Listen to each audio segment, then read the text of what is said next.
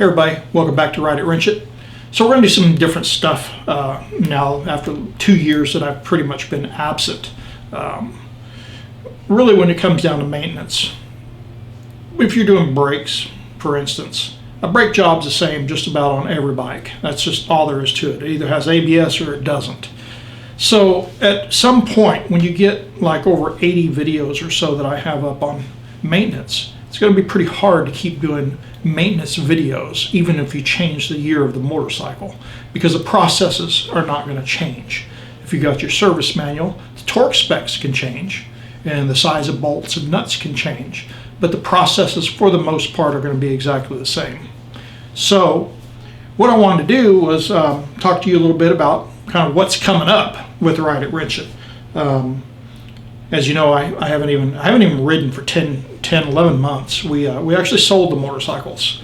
A lot of reasons for it, and I just couldn't do it. I couldn't stay off the bike. So we finally decided, you know what, let's go ahead and I'll get a bike, and Margaret doesn't want to ride anymore. She's pretty much over it. But I just can't stay off the things, man. I don't know what it is. So we did get the 2022 Street Glide Special that you saw on the one video at the dealership. I love Street Glides. I know a couple people said get a Shark Nose. You know, I like them, no doubt about it, but I like Street Glides better. It's just my thing. But so we got it home. Still haven't ridden a thing. Part of that is I do have a heart condition. Nobody knows about that really, except now you do. And I haven't been released to ride the thing yet until that's dealt with. But I have started buying parts. You know, you almost can't not do that. It's one of the first things people want to do is start working on their bike. One of the first things people want to do is put handlebars on their motorcycle.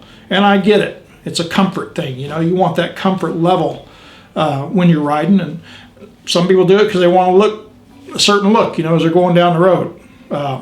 I'm doing it for comfort. I really just don't care about the look, you know. My 2012 Street Glide had stock bars on it, and I liked the way it looked with stock bars. But it wasn't real comfortable. So I did put 12s on my 2022, but then I sold it a couple months later. So anyway, I've ordered parts. Something I'm going to do, I'm going to try it, is everything I order, I'm going to try to order online. I'm not going to go to the dealership for anything. A lot of it you can get through Amazon, and if you're an Amazon Prime member like we are, returns are super easy. It's just a non-issue. You know, you don't have to explain yourself and go through some big dissertation as to why you didn't want the part. You just return it and get your money back.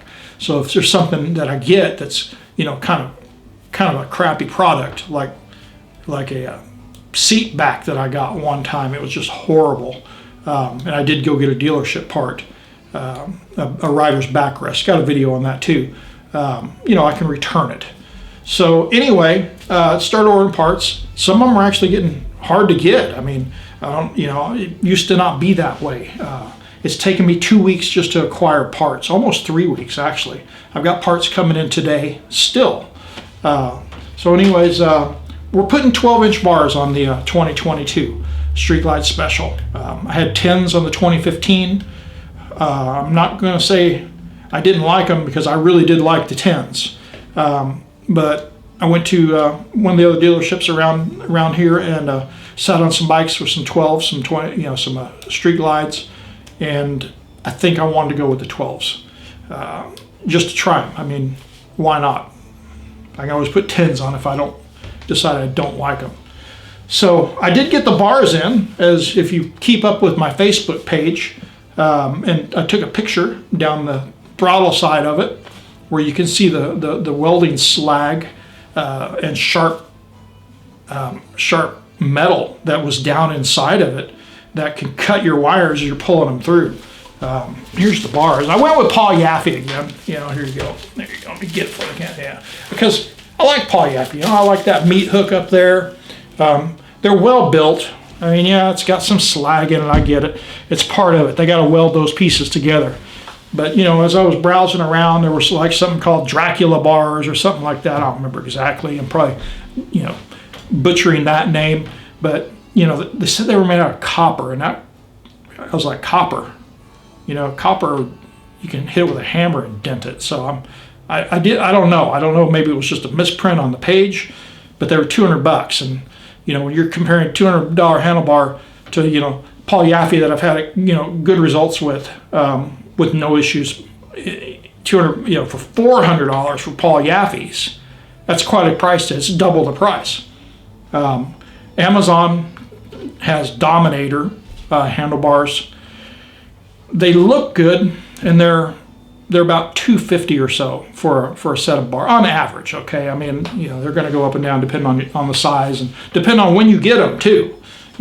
My handlebars I got now actually went up $20 as they started selling down past a certain threshold. So I ended up paying $20 more because I missed out on getting them sooner. But the Dominators, as you read through comments and everything, a lot of slag they say was in there. People had problems with them cutting the wires. The other thing that I didn't like was the width. Somebody did ask how wide they are, and they said they were 34 inches wide. The 12-inch Paul Yaffe's, 12-inch Rise Paul Yaffe's, are 36 inches wide, and I did measure them here when I got them to verify that. The other thing about Paul Yaffe's is, interestingly enough, if you measure the Rise, the 12-inch are actually measuring out at about 13 inches. They're not 12; they're more like 13. So that, it is what it is. I don't know. We'll see how they feel when I get them on the bike. But with the 12s, you got to do some work. Like always, you got to extend, your clutch cable, because 2022s and 2021s don't have hydraulic clutches like the old 2015 I had does. They went back to cable clutch. Apparently, they were having problems with that piston system inside of the master cylinder, and they finally gave up on it and went back to a reliable cable clutch. I never had any problems with hydraulic clutch, but there were a lot of issues with them, overall dealing with Harleys. You're gonna have to extend the wire harness that comes through, for your controls on both sides of the handlebars. So I got harness extensions. At this point, seriously, I'm not gonna lie, I don't know if the wiring that's on the bike right now will go through the bars and stick out enough to plug these on. I just don't know. I got to get it apart. So if they don't, I'll end up having to cut these and solder them and pull it through as one piece. I'd rather not do that. I like the quick disconnect idea. But it is what it is with 12-inch bars. Got some new grips. Same brand I always get, Avon. Only difference here is Margaret didn't want me to get the pointed ones that I love. She said they look kind of, X-rated. So we're not going to go any further on that. I liked them though. I got a service manual, so we're ready to go on that. Guys, get a service manual. Don't ask me for torque specs. I'm not going to give them to you. I've had too many issues with people asking me or telling me on my videos that my torque specs were wrong. On like a 2015, there was a specific one where somebody said your torque, you're torquing the I don't remember what it was. You're torquing something wrong. And on my 2008, the manual says, and it was something totally different. Well, yeah, it's a 2008 versus a 2015. Things changed. It's not even the same engine. Okay, so guys, get a service manual. It's not that hard. I spent $120 on it. I had to order it. Because of 2022s, I couldn't get a service manual for it. They had to special order it. I wanted to get the digital download, but that's not even available right now. For some reason, you can usually pay, I think it's half price, $60 online through Harley to get a digital download as a PDF. That's pretty cool because then you can just print the pages of whatever it is you're working on, but it wasn't available. So I just went ahead and coughed up the $120 for a service manual. So anyway, get a service manual. I'm still waiting on the clutch extension. I'm not replacing the whole cable. The 21, 22, they changed the way the clutch cable works from the old models, like the 2012.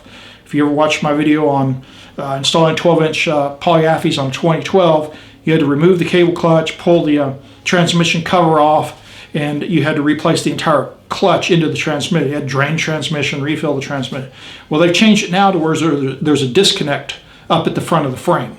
And Fatbaggers actually makes an extension based on what size bars you're going to put on to extend that cable clutch with a little extension piece and a new cover for the clutch cable instead of having to take the whole cable off into the transmission. So I'm pretty excited about that.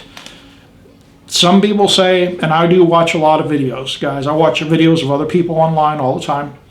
I'm not going to knock anybody. There's some good videos out there. You know, I'd like to think that mine are some of the good ones, you know, as well. But there's some horrible ones too. And I'm seeing guys, you know, put 12s on without extending the clutch cable. And I'm sorry, but if you got to reroute the clutch cable to where it's pulling in some way, it could cause the cable inside of that jacket not to be able to slide properly or smooth clutch action. And it's just not worth it to try to save, you know, the clutch cable when, like, the extension I'm getting was $114. You know, I know that's a lot for some people, and it is what it is, but do it right. Now, if you got 10s, you don't have to get anything. Okay, everything across the board supposedly fits right on the bike with the 10s. Okay, but 12s change that. You got to at least put cable extensions and extend the clutch. The brake line though, going to the ABS, you can cut the zip tie on that and get a whole bunch of slack. One place I saw said you can actually go up to 14s using the existing brake line. So we're going to see. I'm kind of, you know, excited about it. Also with this this round of videos, you know, I'm gonna break out some different tasks of installing handlebars. I'll probably shorten them in the video, you know, a specific task, but I'll have a link to a detailed part of the task. Okay. I wanted to get more detailed, but at the same time, I know a lot of people don't like to watch, you know, 40-minute videos. It just doesn't keep your attention. And so this will probably be broken out into about 3 different videos. You'll be able to watch the one video and get the gist of it, but if you want details on certain processes of changing out the handlebars, you're gonna have to click the links when I build it, and it'll take you to a very detailed for whatever it is you're doing. The other thing I'm not gonna do on this one is I'm not gonna change out the riser bushings. And I know some people are like, oh, you've got to do it. Well, I didn't do it on my 2012 with the 12-inch, and I had no problems with the risers. Now, I did ride it only 2 months, but I did change out the riser bushings on my 2015 with the 10s that I had on it. And if you are a regular follower, you'll know that I think it was 2019 or so, I was lifting my bike up off the Jiffy stand to move it out of the way because I was working on Margaret's bike, grabbed the handlebars, pulled it up, and the lower handlebar clamp snapped and the bike fell back down on Jiffy stand. It was loud too. I mean, it was like bam, and my handlebars fell down, almost hit my tank. I was lucky I held the handlebars and let the bike fall back on Jiffy stand so I didn't have any damage. I think what happened, and I mean, I've been speculating about for a long time because everybody says you got to change the bushings, you got to change the bushings. I think what happens is if you change to the polyurethane bushings, there's almost no give on the handlebars. So you're up here like this and you're moving it or you're grabbing it, you know, to pull the bike up, and there's no give. It's almost like you might as well just put a freaking bolt through it and not worry about a bushing, at least with the ones I got from Harley. I think what happened is that stress point on those bushings then moves to the next weakest point. And I think the next weakest point, if you look at the makeup of a lower clamp, the bolt that goes through the bushings into the lower clamp doesn't go all the way through the lower clamp to the bottom of the handlebars. It actually goes about halfway through that clamp. And you'll see the threads, there's about 1/8 of an inch of threads that isn't even used. And that's where it broke. So I think what happened was just moving the bike, you know, picking it up, moving around the garage, pushing it. Even if you're in a parking lot and say you got to back up, like up a hill, or, you know, you're pushing a bike for whatever reason, that force has to go somewhere. So it went to the lower clamp, and over time it snapped it. because the bushings weren't absorbing the force of the movement of the handlebars when you had to actually get on them and do something with the bike, like move it. So I'm going with stock bushings. I'm going to leave the ones that came on there. They're easy enough to change. I have a video on that, how to replace the riser bushings, with the handlebars on the bike. And to me, it's not a big deal. Let's say I ride this thing for 2 years, and then the bushing collapses, which when they collapse, you'll feel it like in one side. It gets real loose, to move around. I used to feel them at the dealership all the time. Then I'll just replace it, and then I'll make a determination if I want to put the polyurethane on or not. But at this point, I'm not, because I think that was the cause of breaking that lower handlebar clamp. So that's about it for this video. I do want to say that that's coming up. It's probably gonna be a month away. All right, let me just be real about it. All right. This stuff doesn't go fast. The recording takes a while. The other thing I wanted to mention was, I'm not going to show it, but here on the screen you can see my computer is 2 years ago, on I think June 13th, 2 years ago, 2020. I looked it up a while back. Our website crashed. Ride It Wrench, its website completely crashed, and it was due to a backup error from our web host at that time, iPower. We'd used iPower for many years. We've got other sites. We don't just have Ride It Wrench. We have some other things that we do as well online. And all of those sites were on their platform. Well, when they crashed our site, they refused to restore it from backups. They didn't know how is what it was, and that's why they refused. Because we actually paid money every month for backup services. So if anything ever happened, I could restore the site. Well, when we restored it, the backups weren't even there.